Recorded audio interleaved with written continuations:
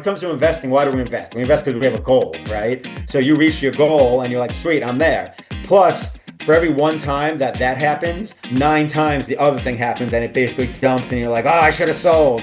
Ask me how Yeah. I know, right?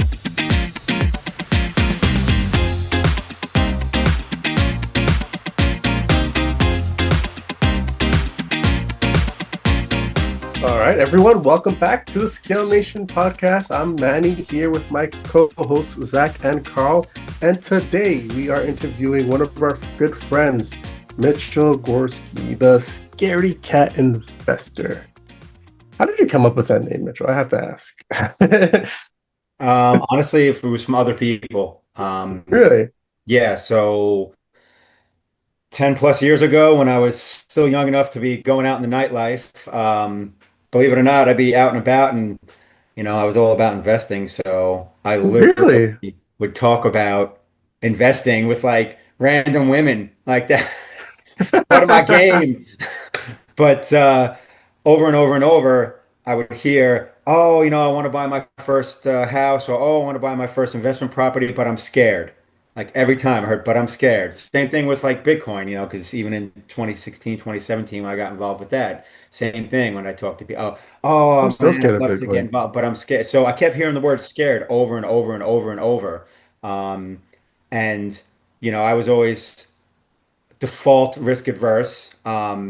So I kind of was like, all right, there's other people out there like me, except for the difference is I'm actually investing successfully and they're not pulling the trigger. So where's the crux and, how do I, kind of entertain people, so to speak, to get them to pay attention to move forward because that's the reality of our society. If it's not entertaining, people aren't going to be engaged and really stick around to learn. So, yeah, so I just Yeah. came up with the whole scaredy cat thing, and then I'm like, all right, well, I want to be able to put that in front of anything. So I made Scaredy Cat Guide, and then you can put anything behind it. Real estate investing, Oh, Bitcoin, well, whatever, financial freedom. And originally, I was more excited about the project and was gonna, have all sorts of books, different topics, kind of like a dummies guide type thing. right. It's, as time went on, it was more of a passion project than it was something I wanted to scale as a business, because that's really what it is. I mean, you got to decide what you want to do. You can't do as I've learned by failing essentially over the last 20 years trying to do several things is like you got to master like one thing and then you can kind of have like a second thing that might do well, but um, trying to have like multiple full-time businesses is not a recipe for success. Really? At least it hasn't been for me. And my mentors that you know, have done well and are older than me. Same thing. Like that was the thing. And I was blessed to have a mentor from my day trading days that's about, he's probably like maybe a little less than 10 years older than me. So Wow. a little more wisdom, a little more experience. But we used to go for a while. We were doing like a weekly lunch for a number of years before like COVID. And the biggest thing that we saw in terms of our issue was we were trying to like essentially run like three businesses. And it was like, all right, new rule, like no more than two things, no more than two things. And it's funny because he whittled down. He was doing pretty well with his day trading stuff, and also like kind of a marketing firm that specialized in the financial space. But when he went all in on just his whole like day trading community and day trading, is really when he like took off, and he's been crushing it for Hmm. the last like 5 years now. I've seen that business explode. I've seen his trading even become that much better. So it was interesting because my ADHD personality really struggles to just like do one thing to stay interested. So it's always been like this constant like battle of balancing, all right, when's too much and when's enough to keep me engaged. So I think the happy medium for me at least, to kind of make a long story short, is investing is my thing, but I invest in more than one thing. And that's essentially how I quench that desire to do multiple things, but also kind of still stay focused in one space, if that makes Let's sense. let's let's back up here. So if I understood you correctly, you did real estate day trading, crypto, and what else? Am I missing anything else? Anything else here? Well, I mean, then also I did the coaching and book writing, Coaching which I'll be and honest with writing. you, the thing that ate up the most energy was the coaching and made the least amount of money. Yeah. Seems like a master of all. Always I wants know, to help right? people and find avenues of income. It's good. Yeah. Yeah. Well, and that's the thing too, right? Obviously there's some people that are just the kings of a certain segment or genre or whatever it is. And then there's also people that are more of a jack of all trades, master of none. And I think a big piece that I've learned going through life, and maybe wish I would have even learned earlier, is that you got to kind of understand your own personality and then how you operate and not try and like force a square peg into a round hole because, me, I'm just I'm a jack of all trades type of guy. Like I do a lot of things well, but I'm never going to be like, top, like I'm not going to be Elon Musk, or like I'm not going to be like, the top pinnacle in a specific field because if you want to be that guy, all your energy, all your focus, everything's got to go there. Um, and it's funny, I've seen a lot of people I know that kind of are the tops in their field now that they're like kind of on the other side. Like they've had the success and like they've been there for a minute and like they're kind of like set as they're getting older, they're starting to realize all the sacrifice they gave to be at the pinnacle, um, and now readjusting. And it's funny because a lot of it, at least this is for like men I know that have done very, very well. Their problem now in their 40s and their 50s is like, crap. I need to literally reevaluate everything and now focus on my family, focus on my wife, focus on my Mm, kids, focus on what's important because I was so laser focused because I wanted to get to the pinnacle that everything else, right? And that's just true though. That's a choice you make. And I mean, Tom Brady said it, right? And you look at Michael Jordan, right? And there's nothing wrong with that, right? Because we're each our own person. We get to make our own decision.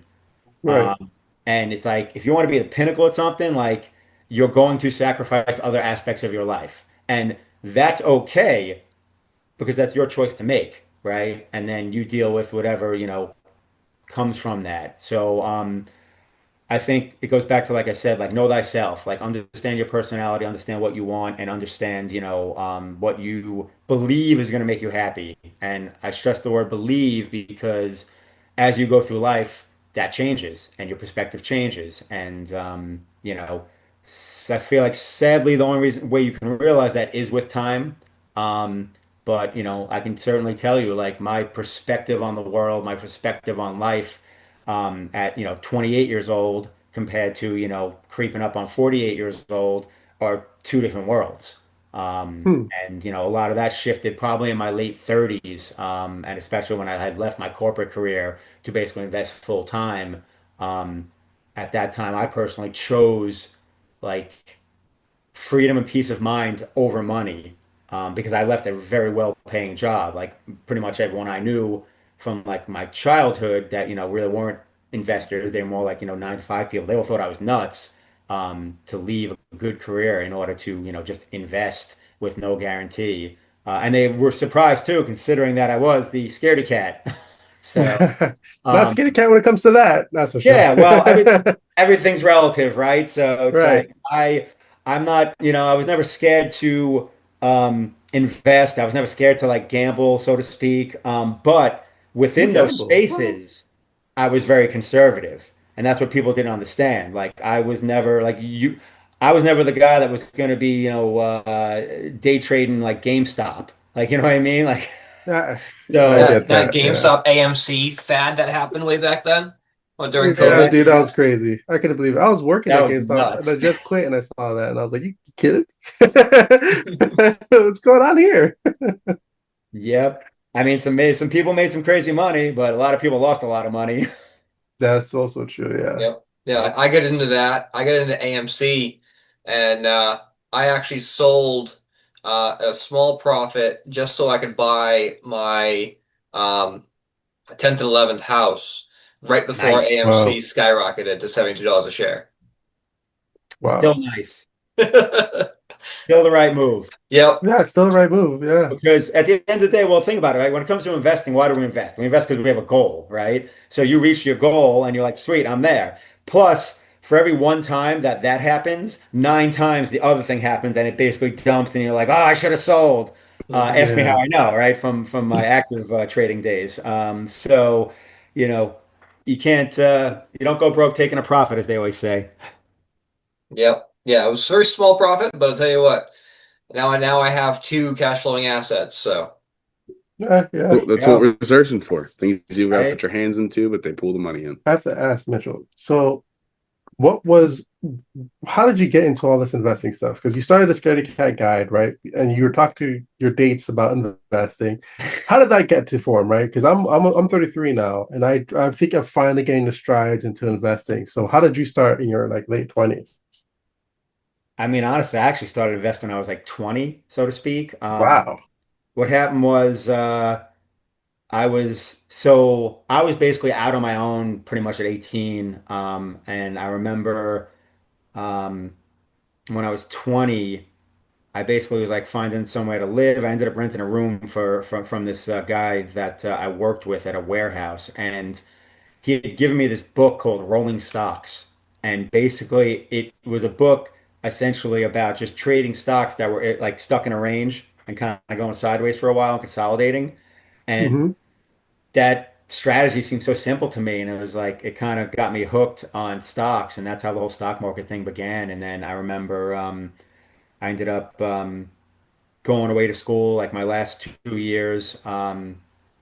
To finish up my bachelor's degree, and I just remember like investing in stocks while I was at school, and it was funny too because it was like during the dot-com bubble. So I literally bought, like I remember I bought like a tech stock maybe 6 months before the bubble burst, and I watched that stock like quadruple.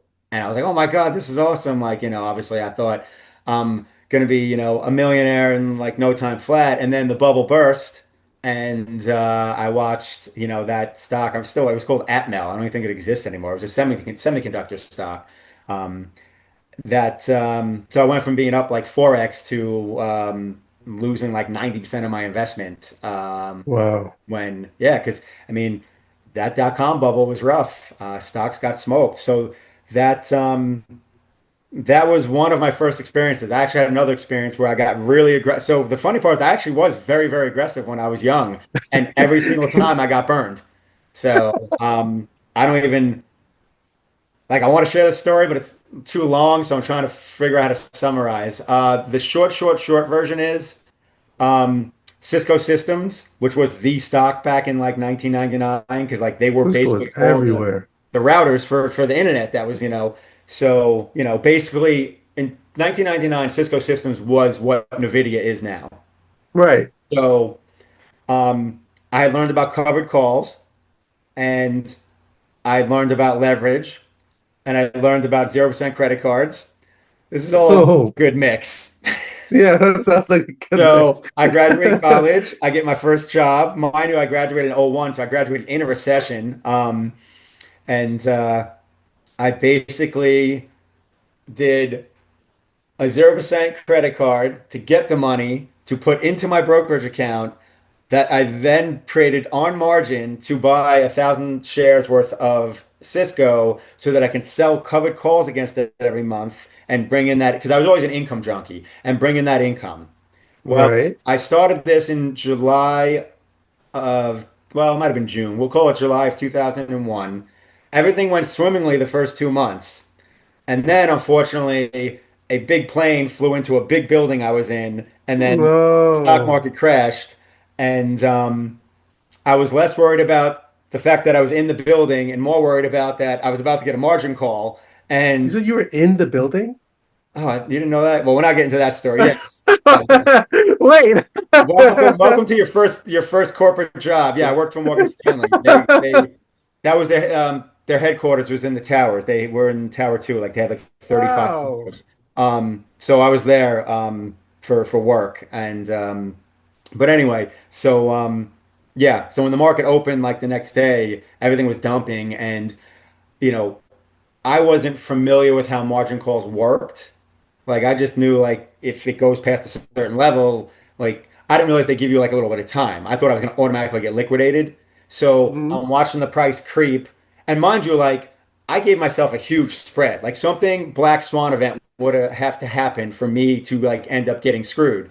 And a black swan event did happen. And it was about 10 cents, I think, away from my margin call price. So I freaked out and capitulated and hit the sell button. And I'm just like, well, I guess I'll be paying back that credit card for the next, whatever, 12 to 16 months. Um, and sure enough, I sold 5 cents from the bottom. It ended up literally bottoming out like whatever it was, 2 or 3 cents above my margin call price. And then, the market ended up rebounding. So that completely sucked and hurt. And that was, I guess, my first lesson in not taking on too much risk. Hmm. So then how did that transfer to real estate? I mean, real estate came along way later in life because I wanted something that was passive and not active, which, haha, jokes on me. We all know real estate really isn't that passive. Yeah. Um, Yeah, I learned that the Zach's quick like, way. yep, I definitely know that. Hey, at the same time, we do it to ourselves because every Right. time we acquire something, it's like, oh, here we go again. So, yeah, no, so to fast forward, I was working as a consultant in like corporate finance. I'd kind of gone back to it after leaving for a while, and I was still like addicted to the stock market, but I was just like, all right, I'm not going to make $1 million day trading. Like, or I already know that's not going to happen. Like, after being in a trading office, for 5 years and seeing that really it's the 2% that are actually really good and make sick money. Like everyone else is just making a living at best. And I saw that Hmm. from being in this office for 5 years and watching people come and go and watching like the two or three guys that made real money, and then there was the rest of us. So when I finally kind of like gave up on that, in terms of like, just burnt out, it's like, all right, I don't want to make my living this way, if it's not going to be like an exponential financial gain. So, I was doing the corporate thing again and was like, all right, what can I invest in that's not active? Like I want passive income. And then it's like, well, rental properties, right? Um, this was 2013, and I knew nothing about real estate. I'd never read a real estate book. I think Bigger Pockets was barely around, or maybe just getting started. Um, Hmm. I just knew numbers, and I'm like, all right, well, at the end of the day, like my rent's got to be more than my mortgage, my taxes, and my insurance, and maybe a little bit of a spread, for some maintenance expenses. Like I didn't know anything about allocations, allocating for vacancy, allocating for reserves, like all that stuff. So luckily back then prices were still low enough where you can find stuff on MLS where the numbers worked, and I was literally watching football at my buddy's house, and he had the ultimate man cave, seven TVs, every game on, like ridiculous. So his dad was over, and his dad lived in the same neighborhood, and his dad was getting evicted not because of him, because his landlord stopped paying his mortgage because I guess the landlord was like in a nasty divorce and he was trying to, stick it to his wife or whatever. So I looked at him. I'm like, hey, dude, I'm like, if I can find a property that's the same size as what you're living in now, like, same bedrooms, and for the same rent, would you, want to rent it from me? Yeah, let's go. So, mind you, I'm still renting myself at the time. I don't even own a Ooh. property. So yeah, I found a 3 bedroom, 2 bath townhome, literally less than a mile from where I lived because I was a scaredy cat in that aspect of like, oh my God, like I'm gonna buy a property, someone's gonna live in it. Like, I so just need yeah, to be next door. exactly. So I bought that, and that was I closed on it in April of 2014. And that was my first rental property. I rented it to my friend's dad for 5 years. The only reason he ever moved out is because I told him I needed to sell it. Like, I was like, I gotta sell this thing. Otherwise, he'd probably still be there, to be honest with you.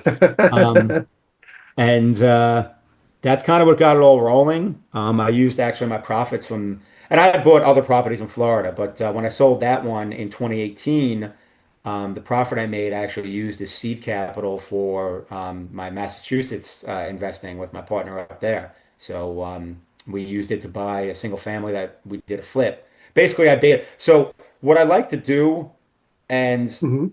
I'm beginning. obviously looser about with some of the newer stuff I've done is I like to beta test a market. So we did a flip in this market.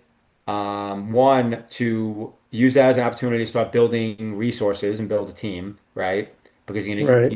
you're gonna need subs, you're gonna need whatever, right? And we found actually our plumber we found doing that flip that we're still using to this day, and he's actually become one of my partner's best friends because my partner lives up there.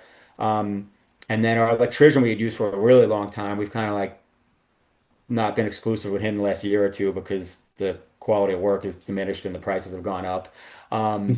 But yeah, so we did that flip and it was profitable, and it also gave me time to research the market, a lot.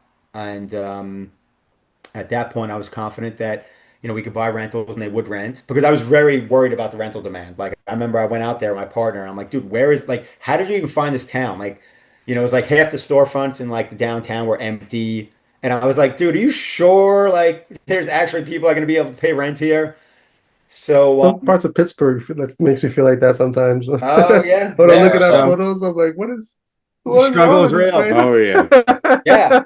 So, I'm not. I'll be honest with you. At face value, I probably wouldn't have invested in rentals there off the bat. The fact that we did that flip and it gave me time to vet the market, it gave me time to build a team. I think helped a lot, and then also it gave me the opportunity to free roll, right? Which Walter mentions that a lot. I love free rolling, and the profit we made on that flip we used as a down payment on a 4 unit, and that was the first multi we bought there. And I was like, well, we really don't got much to lose here. I was just like, no money out of pocket. And we got it at a good enough price where I was pretty confident that, even if, for some reason it rented for less than I expected, like we'd still be in good shape. And I think that's kind of what between the stock market experiences, between my early real estate experiences, I think that's kind of what set the tone for me of really being the guy that like tears apart deals. Um, and it's funny because when we were all at the summit a couple months ago, and I was talking to Jose, and he was telling me about because we were talking, just about our styles and whatnot. And he looked at me, he's like, dude, he's like, I have a you. I'm like, what do you mean? He's like, there's a guy in Cleveland. He's like, he's successful investor, he knows that market, he's been doing his thing. He's just like, when I was getting going in that market, he's like, I'd already owned something but I was going to buy this other thing that was a little so I sent it to him and he's like, can you do me a favor? Like, would you mind underwriting this for me? Like, and he was only an acquaintance with the guy. And he told him, he's like, listen, he's like, I'm already on the contract. He's just like, I don't know if it was 1031 or what it was. He's like, this deal's happening regardless. He's like, but I want to know where I'm at with it. He's just like, I know my numbers, but I want you to tear this thing apart. He's like, don't be nice.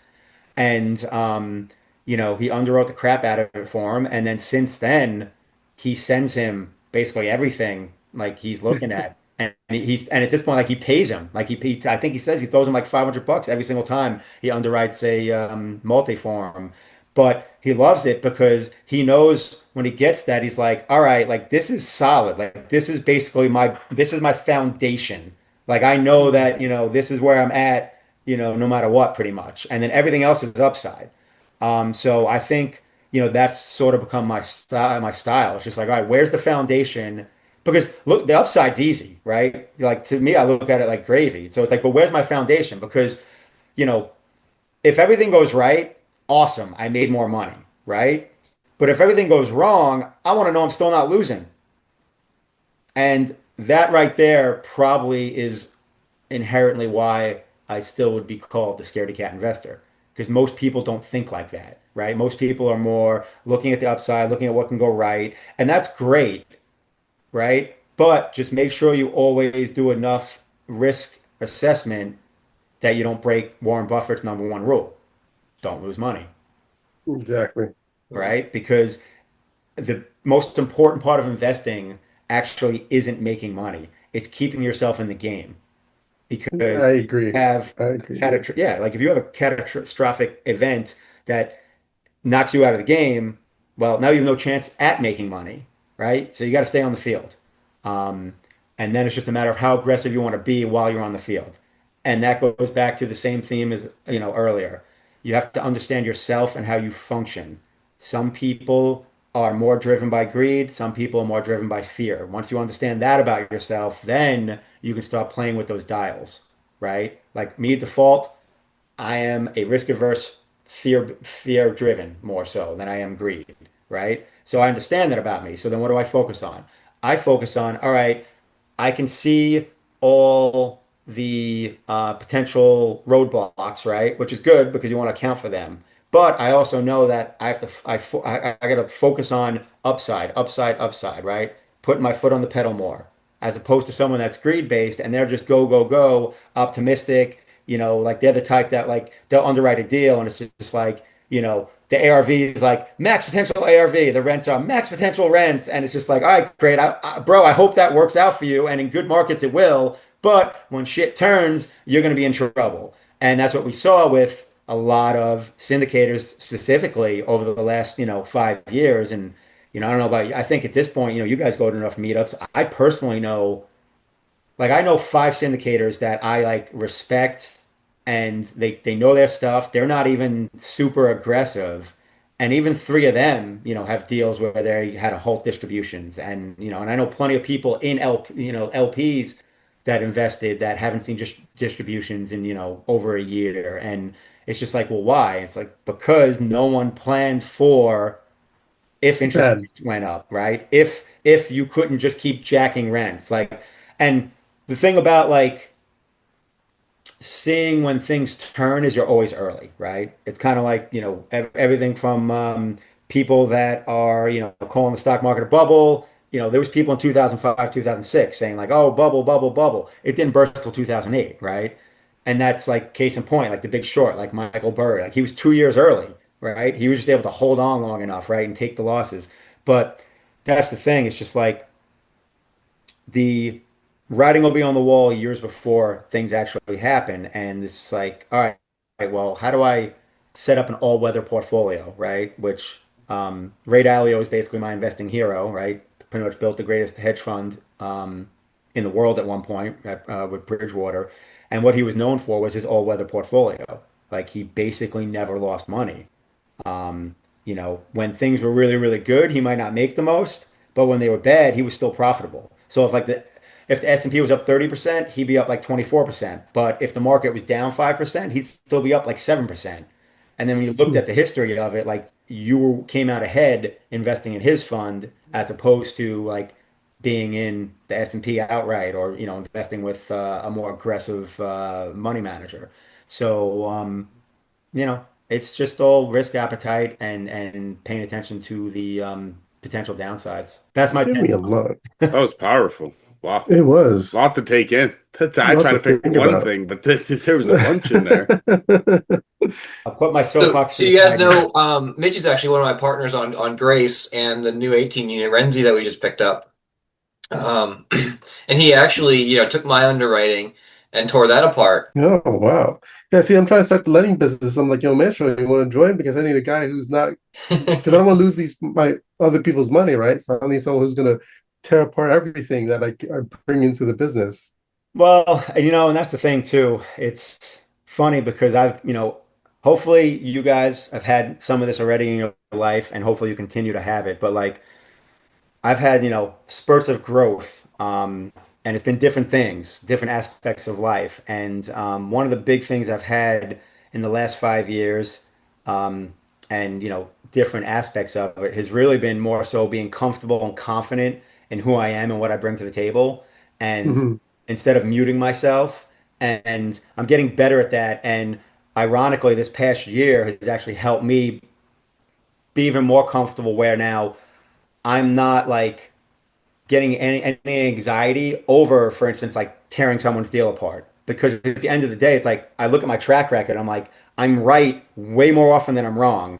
And I look at the market we're coming into, and I'm like, I've been right in good markets. I'm like, now we're in a market that's like, all right, a little more questionable. So this is even probably more my time to shine. So the reason I mentioned that is because like Zach mentioned like the deals we've done and like kind of tearing up the underwriting. And I was actually being gentle because like I didn't want to be an a-hole. And there's And it was also like part of that though was me trying to grow in terms of like, all right, let me be more optimistic, right? Because I want to, I want to grow and, I want to manifest, better things. So it's like let me take that in. So you know, example of that is just the potential rents, in the Pittsburgh market.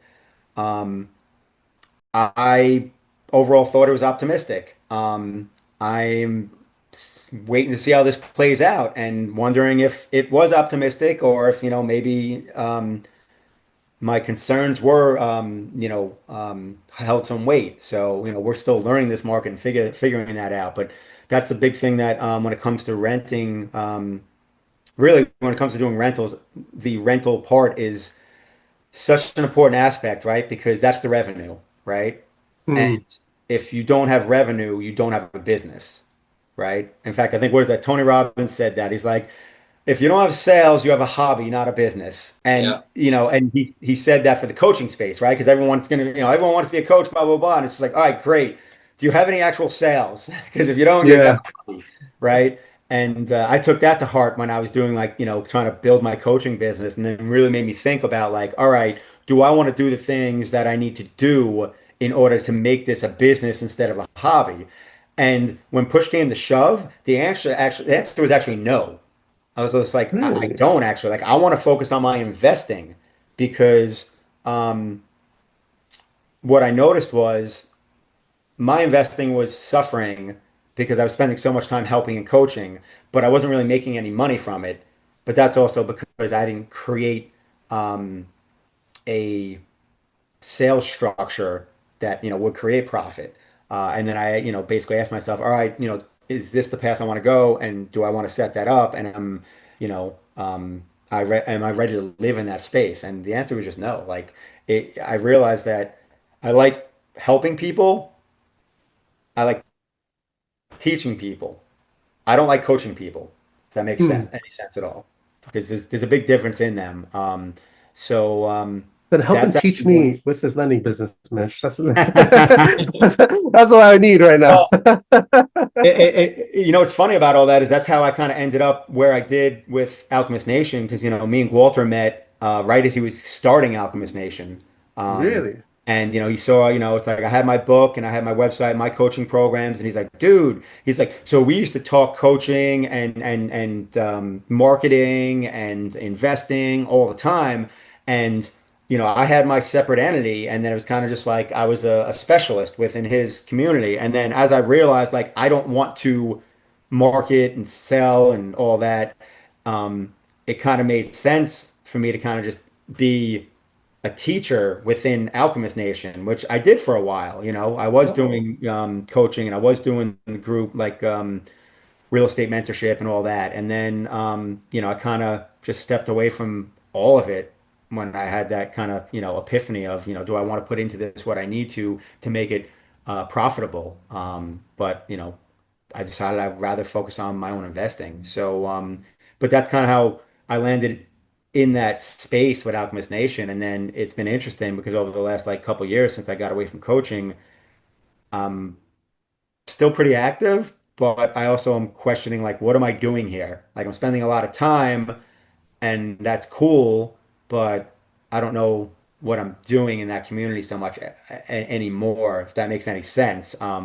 Outside of just enjoying being around people that now are good friends, which is fine. So I'm probably more what's the word I'm looking for? A little less consistent in terms of being on the calls and whatnot, as opposed to when I was a coach and I was very present and then I was doing one-on-one calls with people outside of the group calls, which no regrets. Loved it. Love helping people. Love seeing all the investors that have bought their first property and now have multiple properties, and I think that was probably the best thing in regards to that. Like helping people get their first property and then Hmm. just get them going.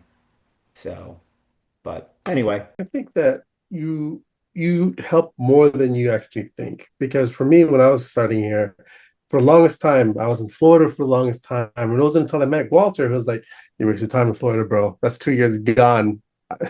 And I wouldn't have had that conversation without you, right? So you have a lot of you do help a lot more than I think you're letting on here. Well, it's funny. No, I'm with you on that.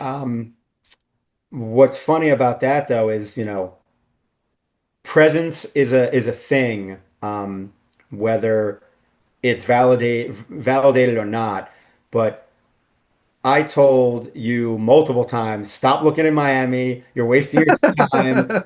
And me telling you wasn't good enough. So then I was like, all It right. was I was like, I'm gonna bump up the volume here. And I was just like, I told G, I'm like, listen, I'm like, I got this kid that he told me he's got like, a little bit of resources in Pittsburgh, and I think that's the a market he should, and it could have been anywhere else. Like, you could have told me, right, oh, right. I got a buddy in Columbus, and I was like, yeah, Columbus works. Like, but it just happened to be Pittsburgh, and that's when I Not was like, all right, Miami. listen. I'm like, Yeah. yeah, not Miami, exactly. I'm like, you got to get on a call with my dude Manny, and basically validate what I'm saying, And listen, the reality is, it's just like Alchemist Nation as a presence, right? And he's like, quote unquote, the face of it, and that gives him more credibility. I mean, half the reason I wrote my Scaredy Cat book is for credibility, right? Mm. So I'm glad that I have that resource to tap, and with his help, I could push you over the edge. The You know? the credibility part that you mentioned, I think you have very high credibility too, because Walter once said, anytime I talk to Mitchell about anything, he's rarely wrong. He's rarely wrong. So I'm like, hey, let me tap into that magic power. I mean, it's funny, you know, and it's good to hear that. And I kind of, have heard him say this before, and but it's funny because that taps into what I was saying earlier about like that next like spat of growth where it's just like um, being confident in my reads, so to speak, and not trying to water them down just because I'm worried about making people feel bad or like making them or potentially discouraging them. Because what I've realized is what I'm good at is keeping people safe, so to speak. Better safe than sorry. That's how Yeah. the second you start talking about that, that's the first thing I thought about. I'd rather be safe than sorry, especially now that I'm trying to use other people's money to get started. I don't want to Yeah. be like, I'm sorry, I lost your 50K. Oh I my don't know. goodness. Yeah, it's That, like well, dude, yeah. and That's something I it never hurts want and to it say to hurts my anybody. credibility too, right? It hurts my credibility. People that put their trust in me. So Oh yeah. Oh yeah. No, it's true. And um it's again, it's always a balance, right? But you know what I love about real estate is that numbers don't lie. And that's kind of really even, in my book, which is a complete newbie guide, like I still lean on that. It's just like if you're a scaredy cat and you're hesitating to make decisions to pull the trigger, I was like, here's how you get rid of the emotion. You rely on the numbers, lean on the numbers. Numbers don't lie. And when people underwrite, what they need to understand is you got to underwrite multiple scenarios. And if you're not, then you're not doing good underwriting. Like, sorry, not mm, sorry. And you should be underwriting three scenarios. And it's not like, and what I love about it is like, it's not rocket science, right? It's so freaking easy. Once you learn how to underwrite deals, right? Then it's just looking at numbers and it's just being smart's not even the word. It's being wise enough to just run multiple scenarios, right? And they're pretty obvious, right? Best case, middle of the road, worst case. worst case. That's it. And then you're looking like, all right, at worst case, do I at least meet whatever goal? Do I at least break even? Or do I hit my cash on cash? Or whatever it is that you personally want, right? Your base level to be. And it's like, if your worst case is good, where you're not going to like lose money or get knocked out of the game, then sweet. Like it's a green light. So for me, my worst case is essentially break even. It's like, are we going to break even and be able to pay investors back, right? Because, that's the thing that I always care about the most is just like being able to pay investors back, and being realistic too about that spread being viable, right? Because, it's all great in theory, but until you actually do it, you don't know what your loan term is actually going to look like. You don't know what loan to value you're actually going to get, right? You don't know what that appraisal is actually going to come in at, right?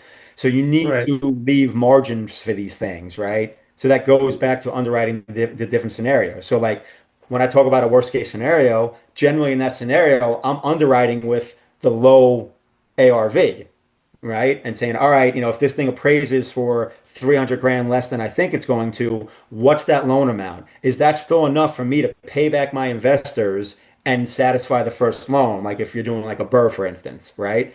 And if the answer is yes, then I'm good. If the answer is no, I'm going to hesitate because the last thing I want to be stuck doing is not being able to pay an investor back. I So, get it. but that's like my North Star. Like that's number one most important thing to me just because I don't know what it is. Maybe it's childhood trauma, who knows? But like owing people money, I can't deal with it. Like I can't. Like, and I have no problems using other people's money. Like I've gotten to that point where I can. For a long time, I was using my own money, but I've been using other people's money for a while now. But I do it knowing that they're going to be whole. Like, and if they're not whole, it's because there's bigger problems going on in the world, and none of us are Right. even worried about investing at that moment. Like that's how bad things would have to get for them not to be whole, right? So, you know, is it more of a slow and steady approach? Probably because, whether we're in good times or bad times, I'm kind of operating the same. Maybe I turn the volume up a little bit in good times and then turn it down a little bit in bad times. But yeah, you know, all these people that, from like 2019 through 2023, these syndication masters that were crushing it and, showing like their crazy skyrocketing net worth on social media are now the same guys over the last year that not only are not paying people, they're doing capital calls. And it's Hmm. like, well, why? Because you had the volume turned up way the heck too much and it was all good until the punch bowl ran out. So, finding that happy medium, right? How do you basically do this where you are viable for the long term, right? So, um, because there's so many, I mean, if you did some research, there's so many gurus that were around 5 years ago that aren't around anymore, Hmm. Wow. And I'll tell you what though, they made a lot of money in that period of time. Unfortunately, a lot of that money came from other Lost it people's all. pockets. Yeah, Right, and they right. exactly, and they probably lost it all. But even if they still have it, it came from other people's pockets. So that's something that I just being in the space so long now. And when I say so long, because when I started day trading, like I went to like a seminar, and it was like this, day trading coaching school, or whatever. And that's actually when I learned options, for the first time. And I will Right. say that company did teach options well, but at the end of the day, all of these coaching companies, that I've been involved in, bid around, a vast majority of them, like they were making their money from the coaching, not from the actual trading or from the actual, like I'm not like saying anything that's not even, I think, like many years ago, I would have been like, oh my God, I can't say that. And now it's like I think it's so common knowledge that um I don't even think of it as anything that's, shocking. So that's something too, when it comes to communities, right? Like there's value in being part of an investing community, right? One Oh, from for the networking, sure. right? Networking is Mm. huge, right? And that's why that cliche saying, your net worth is equal to your network, 100% true. Um, but at the same time, like, you got to pay mind a little bit to who you're listening to because what I will say is even the most honest people out there are still embellishing because it's human nature. It's human nature, right? That's what social media is. It's all a highlight reel, right?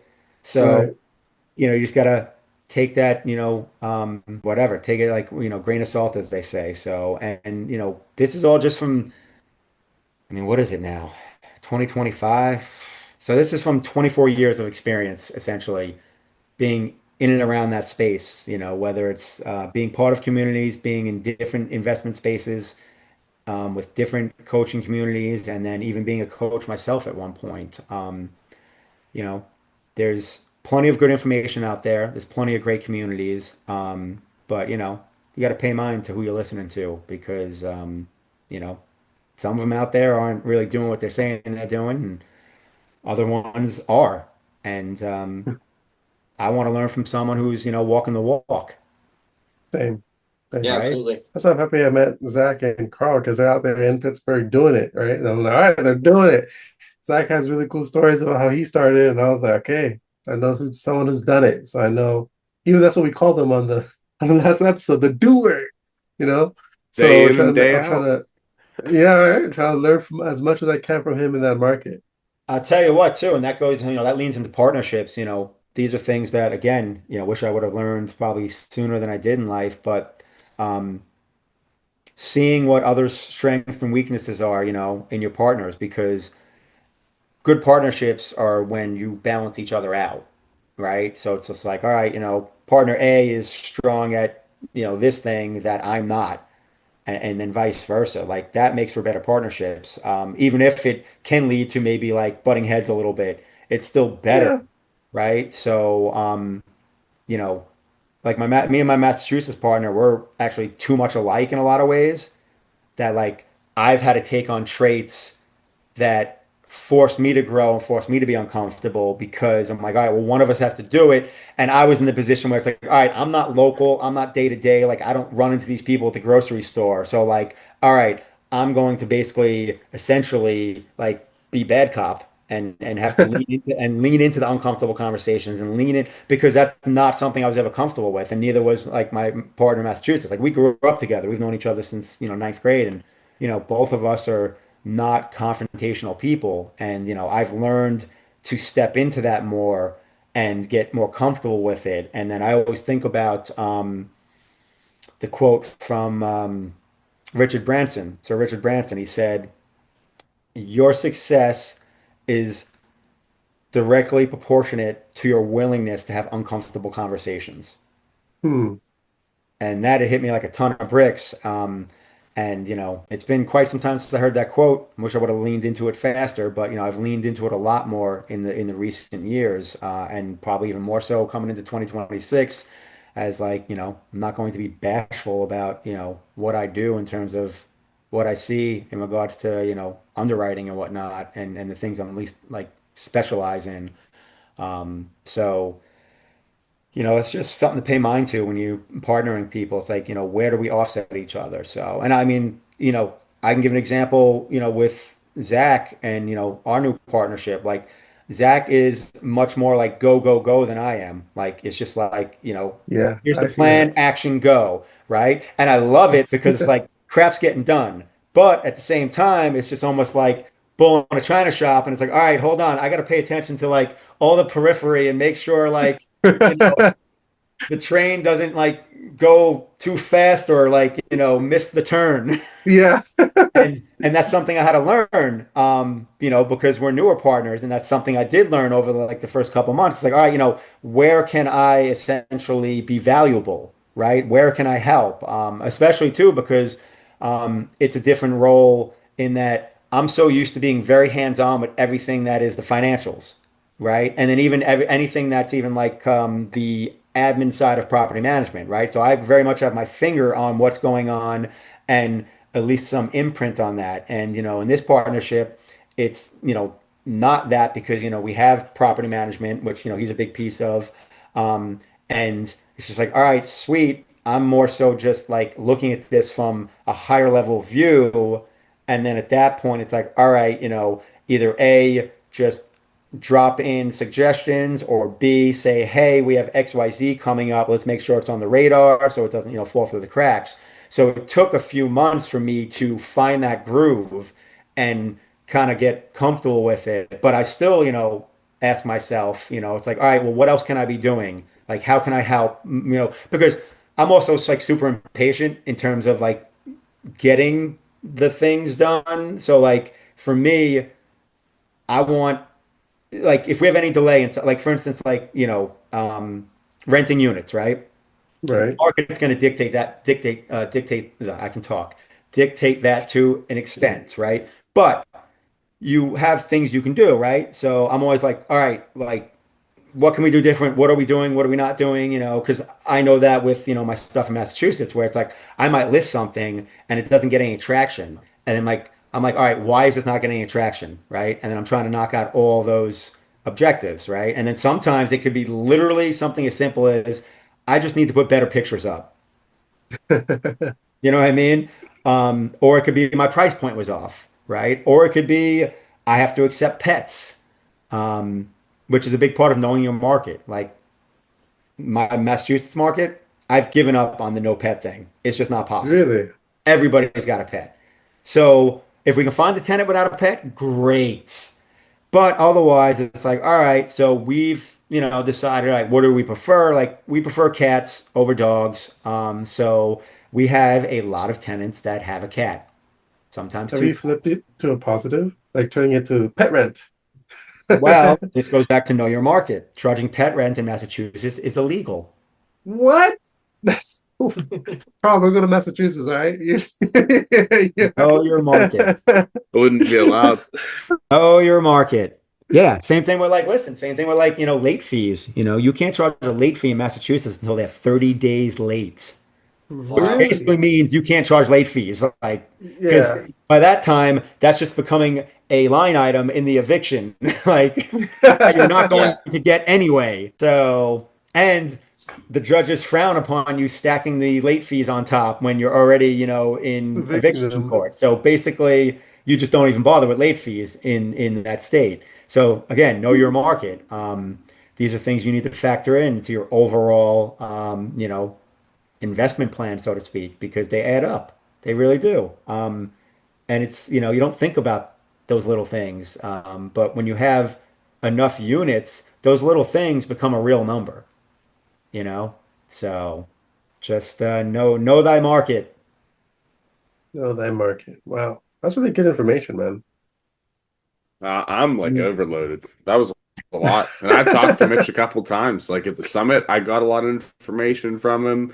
I mean, whenever he came and walked the property over at Grace, I got to chat with him for a little bit there. But like every time we talk to him, he's like, it's just information just flies out of everywhere.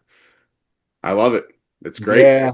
I tend to be like a fire hose. They just blurt it all out and be like, That's just good. take it all now. Wait, let me catch on to this. Wait, what'd you say? Come Yeah. back. Let's meet Yeah. again. Let's meet again.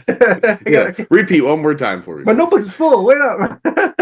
Listen, I'll be honest with you too. Like most of this is wisdom, right? Because wisdom comes with Right. experience. It's like one of my favorite hip hop quotes ever is "Experience is the best teacher." Like it's one of my favorite hip Yeah. hop songs, and he's dead right. Like experience is the best teacher. Like it doesn't matter how intelligent you are. Like there's certain things that you just need to experience. And if you can learn from those experiences, then you're going to have a life that is full of growth and can be very fruitful. And everyone's on their own journey. I wish that my curve could have been way shorter, but I was a late bloomer and I learned things when I learned them. And but everything I'm sharing with you guys is mainly wisdom because the information part anyone can get. It's out there. I mean, like case in point, when I first started in real estate, like I bought that first property, and then that summer I'd gotten LASIK.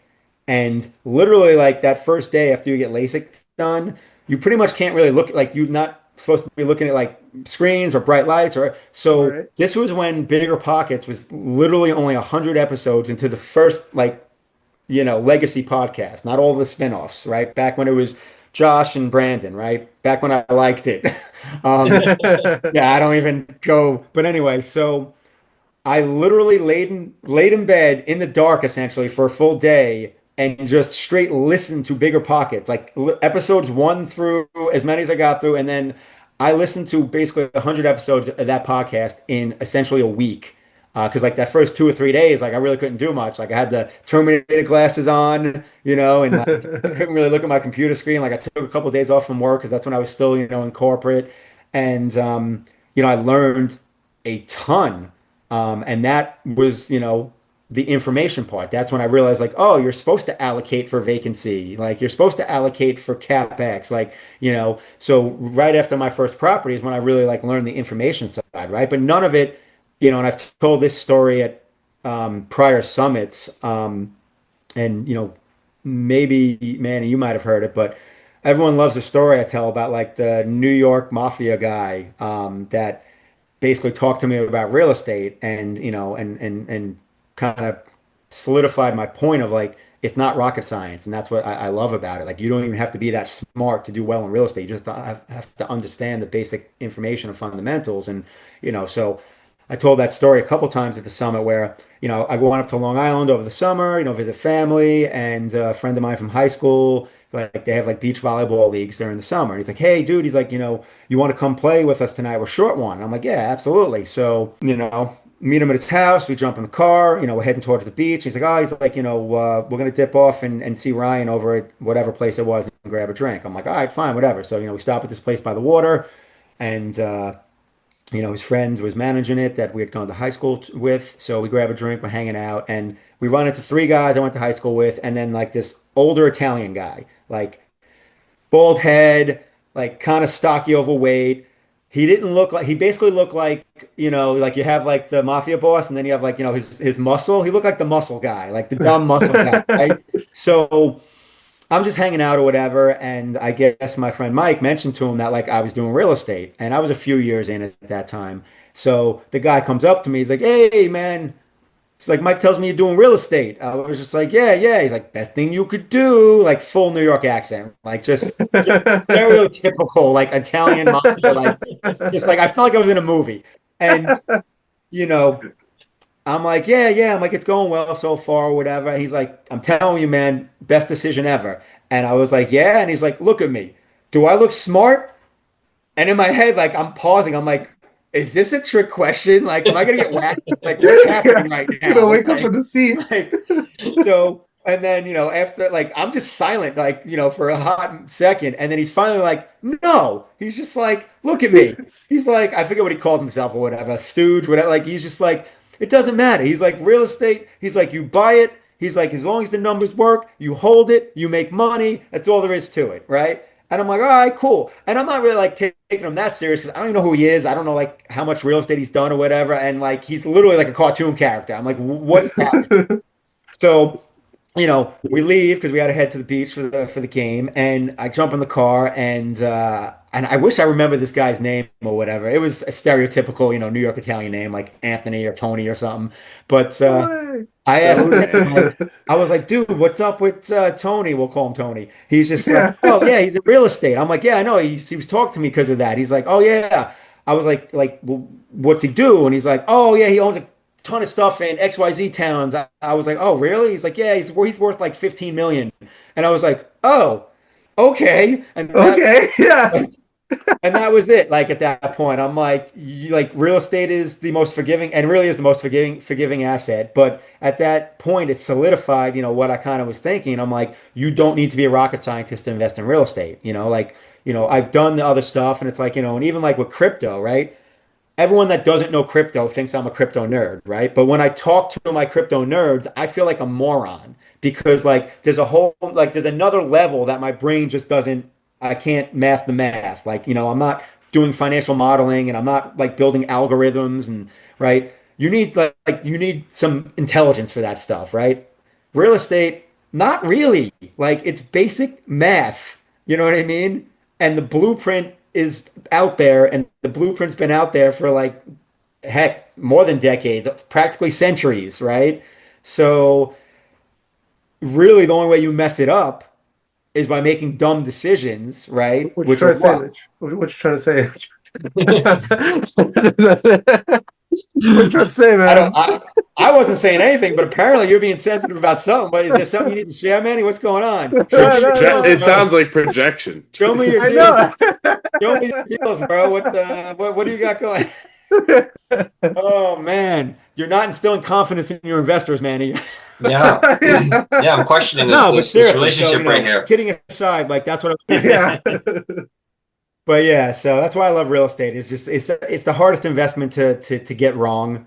You know what I mean? Like it's very forgiving and especially with rentals, right? Flips, different, different animal. You can get Different jammed up much animal. easier in flips, which is why like I'm not doing any single family flips right now. Like me and my partner in Massachusetts, I'm like, yep, we're not touching. We our last one, we got lucky, got out, much better than we probably should have. And I was like, yeah, the market shifted. and we're staying away from single family. So if we're going to do a flip, it's going to be, minimum 2 units because those definitely still have a big demand in that area. And then anything bigger than that, we're keeping anyway. So, I'd be wary of, you know what it is? You know what I love about markets? They're forever the cleaner in that there's always going to be flippers. There's always going to be syndicators. There's always going to be operators, right? That's always going to exist. But the amount of them ebbs and flows. And there was a period of time where there were a lot more flippers. And then what happens is things get tough. And then you find out who the true operators are. And Hmm. those operators might not even make money for a given year, but they know how to weather the storm. And I've seen this personally as well from people I know. Like I have a friend that flips a little further up the coast in Florida from where I live, and she is awesome. Like I call her the queen of the town she's in when it comes to flipping. And like the second half of last year into this year was a rough stretch for her. But she was able to weather the storm because A, she was a really good operator, and B, she knew that, hey, there's going to be times where I don't crush it. Like there's going to be times when the market shift. There's going to be, but you know what I love about her? Same North Star. She made sure her investors were whole. She literally took a 30K loss on one property to make sure her investors were whole. And why is that smart? Because when she does her next project, those investors are still going to be there. Right. So, um, that's the biggest thing that I've always been amused about in regards to investing, especially in the day trading space and the stock market space, because you see that boom and bust way more. And it's like, in 2000, in 2020 and 2021, everyone was like, literally, my electrician would be day trading while he was in the basement working on my property. And I'm like, bro, am I paying you by the job or hourly? Because if this is an hourly job, you need to put the phone away. Yeah. Right? And sure enough, said electrician blew up his stock trading account sometime like, whatever it was, 2022 or whatever that first pullback was. And he's now still being an electrician and spending all his time being an electrician as he probably should have been. So, you see the same thing in the real estate space. It's just not as obvious because it's not so, fast and day to day. But there's, like I said, there's always going to be operators in the space. It's just a matter of how many. Um, and what scares me right now, and I'm not trying to say like, the market's going to blow up and everything's going to be terrible, but what scares me right now is the transition I've seen from investors to coaches. Like everybody I feel like I know is a coach now, and everyone's got a coaching program. And generally, when that happens, is when it's getting tougher to make money in the actual investment. And the easier path to making money is teaching people what you did, but what you did 5 years ago or 3 years ago, right? Mhm. So that's something that my spidey senses have gone off really in the last 6 months. Um, when I'm seeing like my Facebook feed and it's just like investors that I personally know from like different meetups and whatnot, that I met, 5, 10 years ago, like are all getting into coaching. And I was like, all right, is this a natural transition or is there something to be said here? And the funny part is a lot of them are Airbnb people, which anyone that lives in South Florida knows the Airbnb party is over and it's been over for about a year now. Yeah. I know a lot of I got a couple of good buddies that did well with Airbnb for a while, and like they've shifted some of those to long term, and they've had to make some adjustments because the spigot shut off, and the money was flowing really good for a while for Airbnbs in South Florida. But yeah, so paying attention to market dynamics, I can't help myself. So we're gonna sit here. We're gonna get to the closing here, Mitchell. I have three questions that I'd like to ask you. Well, the first question is, what are your goals for 2026? For the I next don't know six if to they're 12 months, what actually. are your goals? Yeah. I think they might be more qualitative than quantitative. And it's funny, I briefly thought about this just because tomorrow's coffee meetup, I have a feeling we're going to bring that up since it's the last meetup. Yeah, 100%. So I only thought about it for like, and I thought, I'm like, what would my answer be? And I'm like, literally, that's the answer. It's going to be more qualitative than quantitative. And it goes back to me embracing who I am and not being bashful about it. because I know at the end of the Elaborate on that a day, little bit. yeah, at the end of the day, I know I'm helping people, even if they might like think that I'm not helping them or like I'm even hating. Like I know at the end of the day, I'm more often than not helping them. And it's I funny believe you're because helping. I saw something recently. It was a clip of 50 Cent, and it might have something to do with like the P. Diddy documentary or Oh my whatever. God, I read his book. I read his No, book. I Oh did my not, God. but I'm gonna have wait, hold on. Which one? 50's book? He's got a few books. 50 books. Hard hustle. Yes, that is a great Yes, book. I Highly read that suggest it. book and I Highly was like, suggest that book. dude. Highly suggest that book. Because it's informative, but it's also much more relatable, I think, for, people Right. that are, not, whatever, not boomers. So I see this clip and it was more about the comments, right? Because everyone in the comments were like, 50 Cent makes me realize I'm not embracing my true inner hater. If you read a book, you'd know he's in it for the Right? love of the But game, bro. But here's the thing though, right? About that is that like I don't want to be a hater, right? Like being a hater sucks. Like it's negative. Like, hating doesn't, focus on progress. Hating doesn't focus on growth, right? But then I look at 50 Cent and he's practically like a billionaire and he's like literally like probably the best hater ever. And I was like, all right, well, there are outliers. So I'm like, I can be an outlier. Like I'm not going to mute like because you know, lack of a better term, like there's good ways to be a hater and there's bad ways to be a hater, right? And the good way to do that is, when you're using it as a superpower, so to speak, to mitigate risk, right? When you're using it to be a Yes. gatekeeper, and that's the gatekeeper is something that so I had someone say this to me, someone that was in my life that was like super smart, super like just intuitive in terms of like, being able to read a room. And she said it to me about my friends and like Alchemist Nation, like my Alchemist Nation friends, because, I'm blessed that I'm friends with a lot of successful, opportunistic and optimistic people, but they're also very Mhm. aggressive. And they've been burned on several things. Luckily, they could afford, to take those hits. And I was always kind of like that adult in the room, so to speak, like kind of seeming like the hater, like the no guy, which no one likes the no guy. The no guy's no fun, right? So I'm like, I don't want to be the I no guy. like the I no want to be guy the if he's yes not guy. losing money. So what I realized is when she said that to me, she's like, "You do realize who you are?" And I'm like, "What do you mean?" She's like, "You're literally the gatekeeper." And I was like, "What do you?" And like I knew what she meant, but she's like, they're all very like optimistic and aggressive, and that's great, but like you keep the group safe. Like you filter what's coming through the door and like, like red flag, green flag. And it was in that moment when I kind of like embraced who I was and was like, everyone plays a role in life and everyone plays a role in communities. And I was like I didn't feel bad about it anymore. Like I looked at it like it went from like I was trying to like I was like being Clark Kent, like trying to hide my superpower to be like, no, like let's go. Like, I'm ready. So it's something that, I use now as my quote unquote superpower when it comes to investing, and just anytime anyone asks me for advice or information in regards to investment decisions. So yeah, so that's not a, like I said, it's not a quantitative goal, but that's, my goal for 2026 is to really finally fully embrace like what my strengths are and let people decide what they want to do with that instead of me worrying about what they're going to do with it or what they're going to think about me or if they're going to be mad at me or if they're going to like me. Because I Right. know at the end of the day, like everything I do, and I had a good friend say this to me a long time ago. She's like, listen, she was just like, you have such a good heart and you never have malicious intent. She's like, but your delivery needs a lot of work. She's like, because it just gets taken the wrong way often.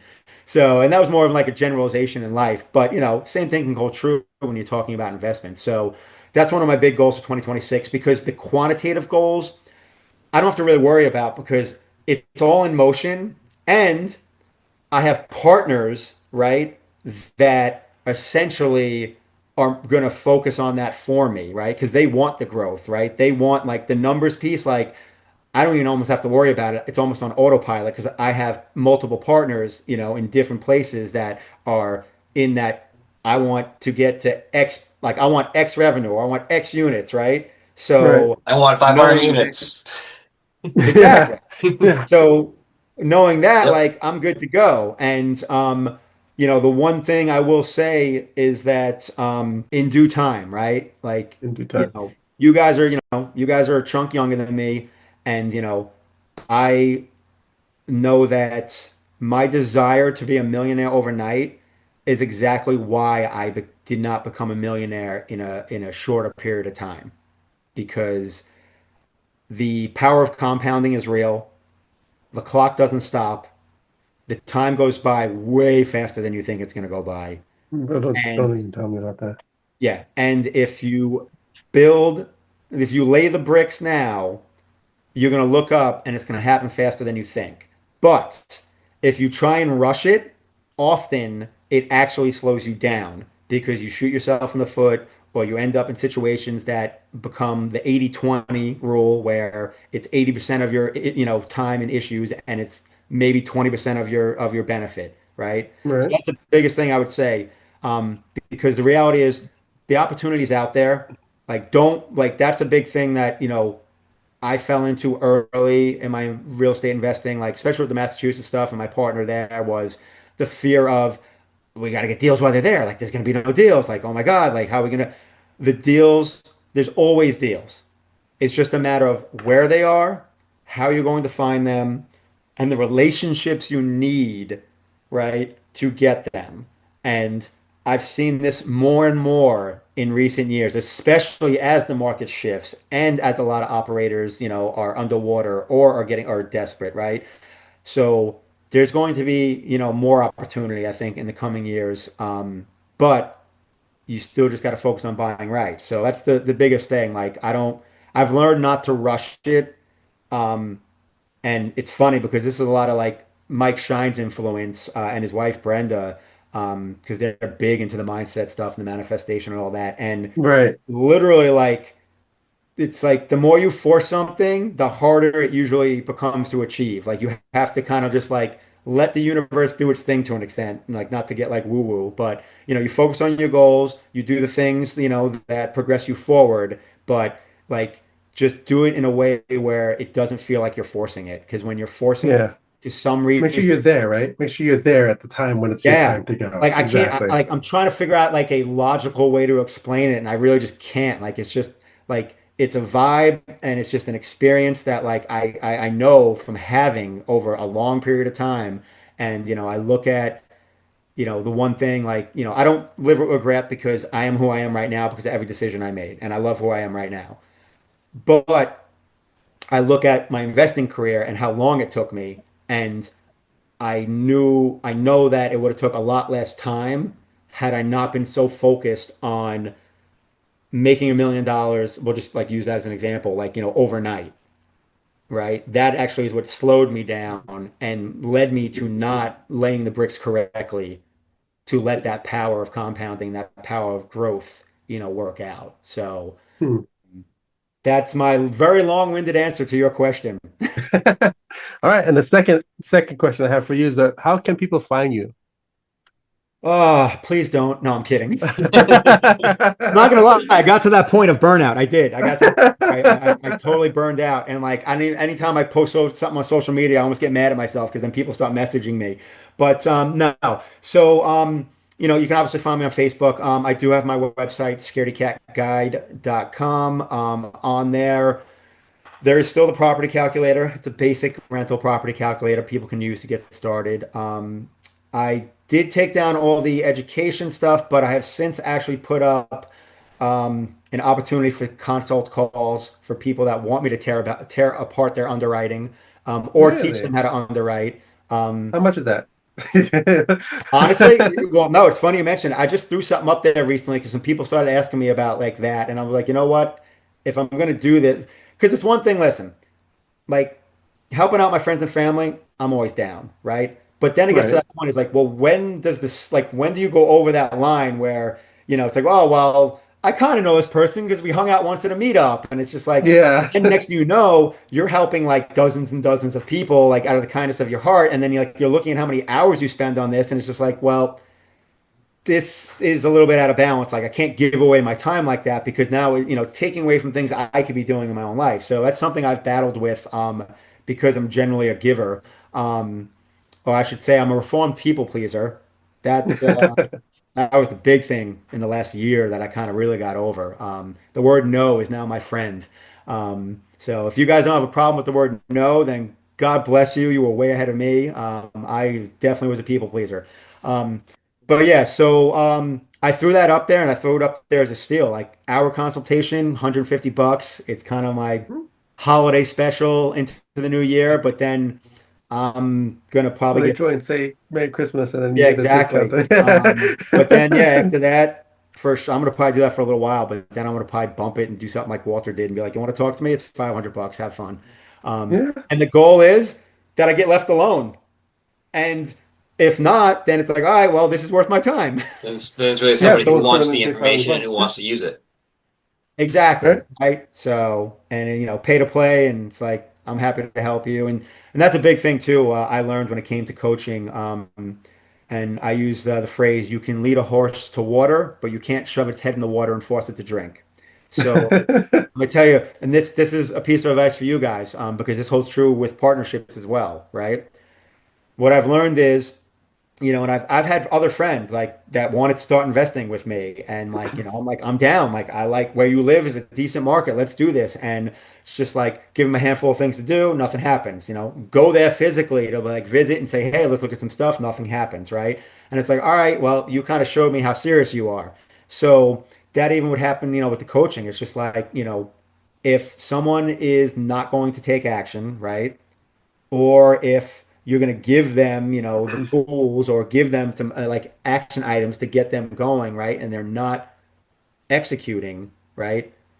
It's kind of like baseball. It's like I'll give you the 1, 2, and like on that third pitch, like if you're not doing something, like I'm not wasting my time with you anymore because I could be helping somebody else Right. actually Yep. is going to. So just pay attention to So I that. was I was on I was on strike three, guys. Just so you know. He was about to get rid of me. That's funny. I didn't think about that. Actually, maybe no. He's like, if So Walter can't help him, no one's helping him. no, but seriously, guys, just like, pay mind to that because, you guys are obviously looking to grow. I'm sure you're going to end up partnering up with other people or, or even mentoring people, right? Just pay attention to that. Like if you basically, if you give like 2 tries with somebody, if they're not doing something at that point, just move on. And I say this from experience because I have dozens of people that like 3, 4, 5, 6, 7 like kept just I'm like I'm doing the heavy lifting for something they want. Like I'm like this isn't even my thing. Why am I dragging you to the finish line? Like so just keep that in mind because you're not doing yourself a service, right? And you're not doing them a service because they're better off just staying in their little bubble and doing whatever it is they do. And then your time and energy can be focused on helping someone that, actually is going to use that information, right? Or is going to be productive as a partner. So, I get it. all right, last questions. I'll try and actually be brief for a change. And last question. In one sentence, can you define what scale means to you? Yeah. If you were to scale I mean, I was in trying to real come up with estate. something witty because I mean, obviously, Yeah. like the tag word is just like more units, but I mean, that's obvious. Mm, yeah, but that's Yeah. obvious. To Oh, me, actually, for no. I have example. something. I have something Okay. because it's something that has been one of my personal weak points because I'm not a fan of it with my personality type. I don't like, I guess, the rigidness of it. But scale equals systems. Mm, Yeah.